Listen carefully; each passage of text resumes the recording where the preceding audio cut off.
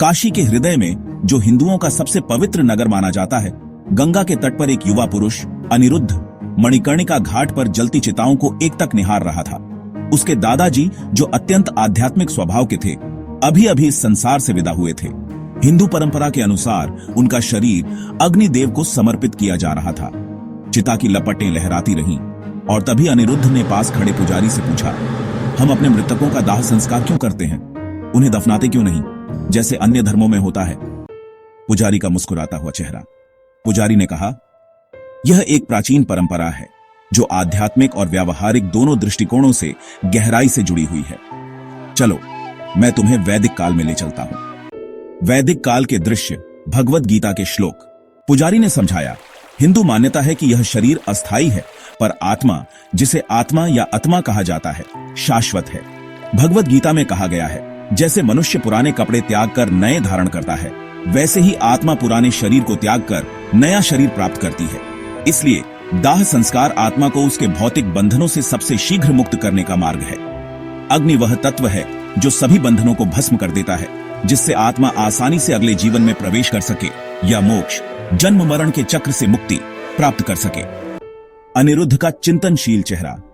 अनिरुद्ध ने पूछा, लेकिन अन्य धर्म भी तो आत्मा में विश्वास करते हैं, फिर वे दफन क्यों करते हैं और हम जलाते क्यों हैं? पुजारी ने उत्तर दिया, प्राचीन काल में हिंदू भी दफनाया करते थे। सिंधु घाटी सभ्यता की खुदाइयों में कई कब्रें मिली हैं, लेकिन समय के साथ जब हमारे धार्मिक विचार परिपक्व हुए तो दाह संस्कार मुख्य परंपरा बन गई। पुजारी समझाते हुए, इसके दो मुख्य कारण हैं। पहला, हिंदू दर्शन में यह विश्वास दृढ़ है कि शरीर केवल आत्मा का बाहरी वस्त्र है। कुछ संस्कृतियों में शरीर को व्यक्ति की पहचान का हिस्सा माना जाता है, पर हमारे यहाँ शरीर को नश्वर और परिवर्तनशील माना गया है, इसलिए उसे संरक्षित करने की आवश्यकता नहीं समझी गई। दूसरा, अग्नि को शुद्धिकारी माना गया है।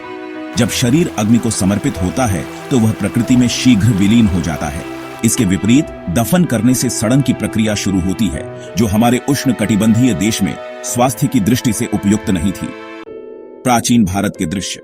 इसके अलावा प्राचीन भारत में भूमि की भी सीमा थी।